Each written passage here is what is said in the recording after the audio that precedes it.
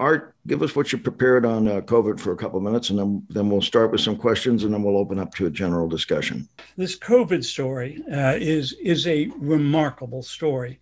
Um, from a news point of view, obviously, it is one of the biggest, probably the biggest stories that any of us will ever come in contact with. But from a scientific point of view, it is the most remarkable scientific experience story that I've ever seen. We've never seen anything like this. We've never seen a viral respiratory infection that jumps from animals to humans, a respiratory illness that affects the heart and the brain and hearing and eyesight and the kidneys, literally every organ in the body. It is a disease that kills older people because their immune systems do not respond powerfully enough, and kills young people because their immune systems overreact. It's a disease, an epidemic that spread in part because people deliberately expose themselves to the virus in order to make a political statement. I mean, who would do that? It's a disease that has killed 500,000 Americans already. And according to most experts, 250,000 of those deaths were avoidable. This is a story that changes every single week. And that's both the good news and the bad news. The good news is that every single day that goes by, we are learning something new about this disease.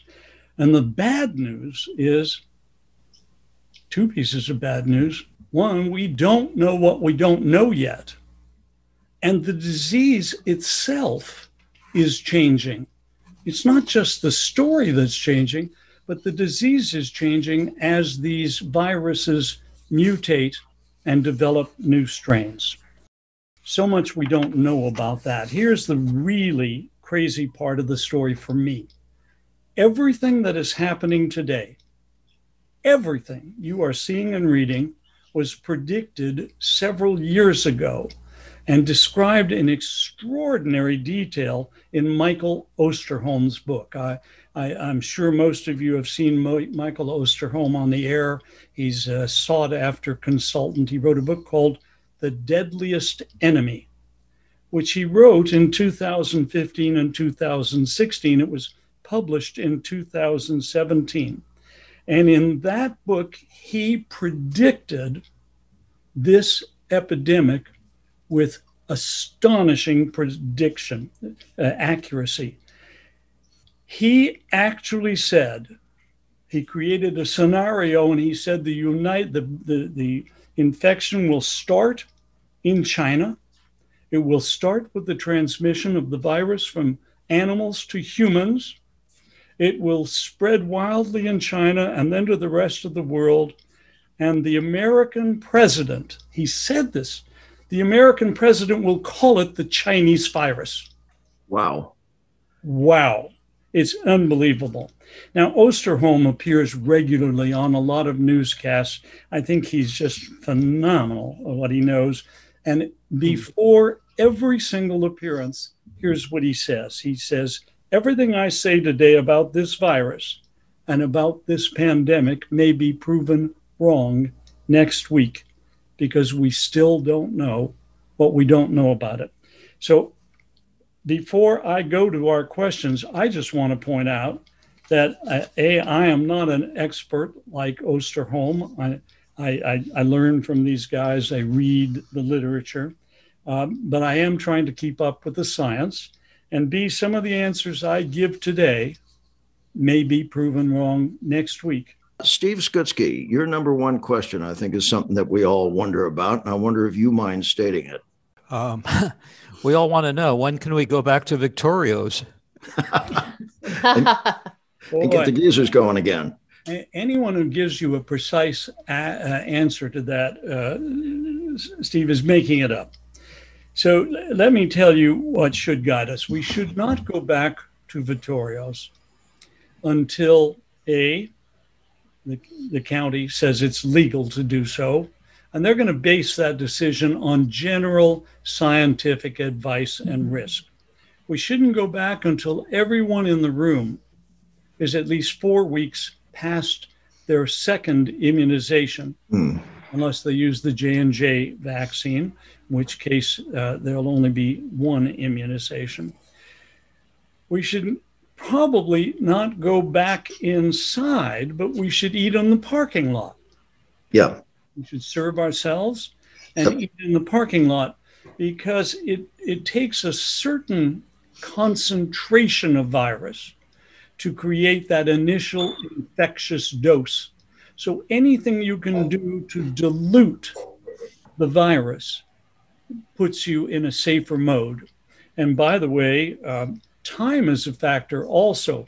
Can you walk through a room safely that has someone in it who is infectious? Probably so, because you're in and out in a second or two. But if you sit in a church, an enclosed church without good ventilation, with 300 people who are singing at the top of their lungs, you're at significant risk if you sit there for an hour or two, because the virus collects. So all of these factors are important. I won't hazard a guess as to when we can do it, but I can tell you, even though I am now 4 weeks post my last immunization, I would not go to an indoor restaurant if you paid me and paid for dinner. I've got some other questions that I've received from others. Would you like me to go through those? Yeah, please, go ahead. Okay. Someone asked, what's the best vaccine to take if you're in our age group? Is one brand of vaccine going to be more effective than another for the over 65 group? And the answer is that there are only 2 approved vaccines right now in the United States. By the way, there are 9 approved around the world, and there are 69 at least in development. But in the United States, the 2 approved, the Moderna and the Pfizer, appear to be equal in effectiveness and efficiency. They both have a 90 to 95% effectiveness. Now, the Johnson & Johnson vaccine, the FDA's expert panel yesterday recommended approval. I'm sure it's going to be approved quickly, and that has only a 70 to 75% effectiveness. So one said, well, what would you do? What's the best vaccine? And the answer to that question, I believe, is the best vaccine is the one you can get into your arm the fastest. I would not delay getting a vaccine for 5 days or 7 or 10 days just because it isn't the one you want. Art, are you hearing, we're hearing this anecdotally, that more people seem to have problems of various kinds, mostly fairly minor, after the second COVID shot than after the first Pfizer shot. Is there any truth to that from what you're hearing? Well, it's hard to know. I've looked at some studies, and the overall incidence of side effects appears to be very, very close to the same with both groups. And interestingly enough, older people like us have fewer side effects than the younger people, which is actually not a good sign, because it means our immune system is not reacting as powerfully. About 50% of people have side effects such as pain, swelling, rash at the site, headache, fatigue, malaise, usually lasting only a day or 2, usually a little worse, not a lot, with the second shot compared to the first. And that's simply because the immune system is responding more actively the second time. One of the problems is we've developed this concept of herd immunity as something that happens at 70%. We don't have it at 69%, and at 71 we're saved. And that's a real mistake. This is a very gradual process.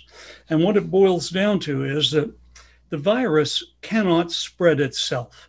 The virus can stay alive in a population only if it can jump from one infectious person to a susceptible person. So as the number of people immunized and infected and recovered grows, then gradually our protection, the protection for the unimmunized people grows. And it's a very gradual process. So I think the important thing to remember is that the nation, the population, can reach a point where we have, quotes, herd immunity. 70% of the group is fully now protected. But if you are unprotected, you are 100% vulnerable if you come into close contact with an infectious person. So I think it is good we are getting closer, but I would ignore this magic fixed number and simply assume that you are at serious risk at any time, even if you've been immunized, much less serious risk. If you come too close to an infectious person, it's not going to happen at some magic number like 70. Can I follow up to that? Please. Because Art, I have worked through the whole thing. I'm older. I'm 63. I'm not, in my 80s, but I have worked out in the field all through the whole thing, taking precautions, washing my hands like I'm an actual mental patient, doing anything and everything that I can to stay safe. My question to you, and it frustrates me being in the business that I'm in, no one ever talks about the things we can do as individuals to keep ourselves safer. I've heard a lot about vitamin D supplementation, zinc supplementation, other things, but I never hear enough about what we can do as individuals to better help protect ourselves when, like me, you're forced to go out there and mix it up. Well, let me comment on that, Tony. There have been a number of studies just in the last 3 weeks talking about is protection from vitamin E, from zinc, from C, from all of these various supplements. Absolutely no evidence, including some decent scientifically established trials. There is no evidence that these offer any protection. I'll tell you what does offer protection, and that is a strong, healthy immune system.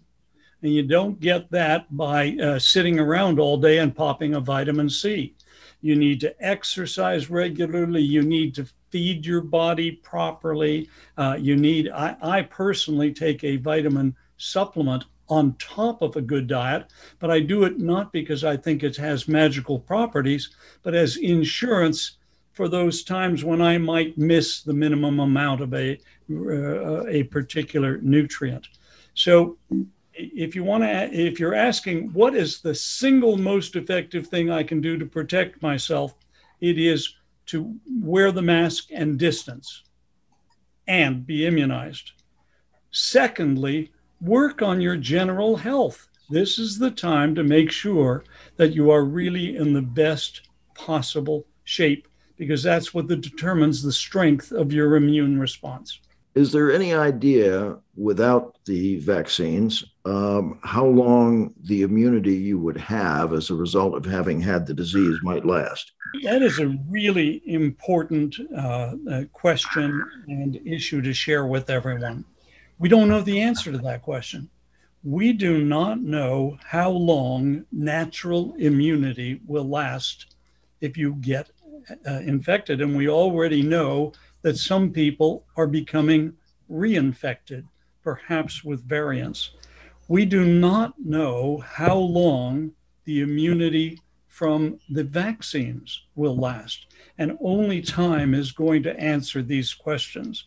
And that's why I tell everyone I know, it doesn't matter that you've gotten your 2 shots. You cannot get careless. and it won't matter even if they tell you the immunity lasts a year, because what that really means is that for some people it lasts 18 months and for others it wears off in 6. So don't play games during these next couple of years. There's a new normal, and it's not the way we'd like it to be, but if you want to stay alive, and I know everyone here does, you really got to take those extra precautions. It's worth it.